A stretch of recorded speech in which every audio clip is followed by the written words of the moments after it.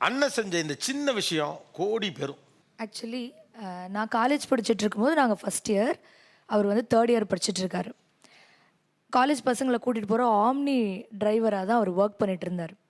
ஒரு நாள் அந்த கார் வந்து காலேஜ்குள்ளே வரும்பொழுது ஒரு லைட்டாக அந்த கேட்டை வந்து டச் பண்ணிடுச்சு. அந்த நிமிஷம் 4 பேர் என்னன்னு கூட கேட்கல, ரொம்ப வேகமாக அடிச்சிட்டாங்க.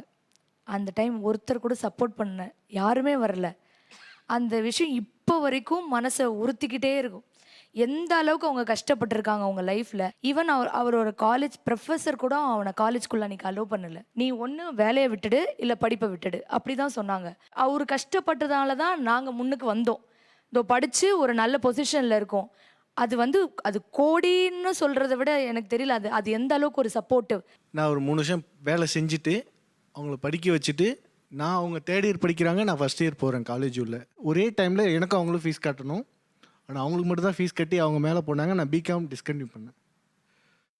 அண்ணன் செஞ்ச இந்த விஷயம் கோடி பெருமானம் பெறும். நானும் கிராஜுவேட் ஆனது எங்கள் அண்ணனால தான் சார். நான் பிஜி பண்ணேன் சார், அவரால் தான் பண்ணேன். அவர் ஒரு டிகிரி கூட வாங்கினதில்லை, வாங்கலை.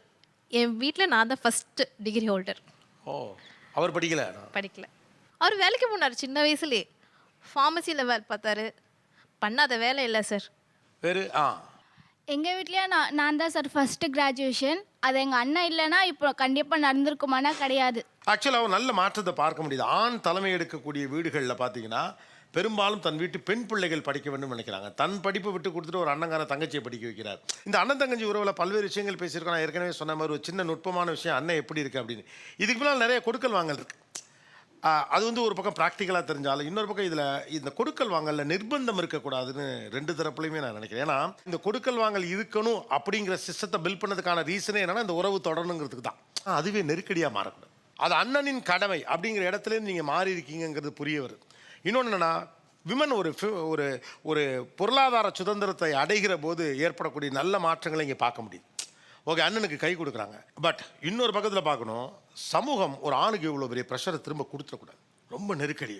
இப்போது அந்த தம்பி எடுத்துங்களேன், இப்போ அவருடைய திருமணமே கேள்விக்குறியாகிற அளவுக்கு ஒரு ப்ரெஷருக்குள்ள வைக்கக்கூடாது. ஒரு பெண்ணுக்காக ஒரு குடும்பம் யோசிப்பதை போல் ஆணுக்காக யோசிக்கிறேன். ஆக்சுவலாக ஆண் அந்த இடத்துல கொஞ்சம் பாதிக்கப்படுறான். ஆக்சுவலாக முன்னால் மொட்டை அடிக்கிறதோடு முடிஞ்சு போச்சு. மொட்டை அடித்து காது குத்துவாங்க, ஒரே வேலையாக முடிச்சு விட்ருவாங்க.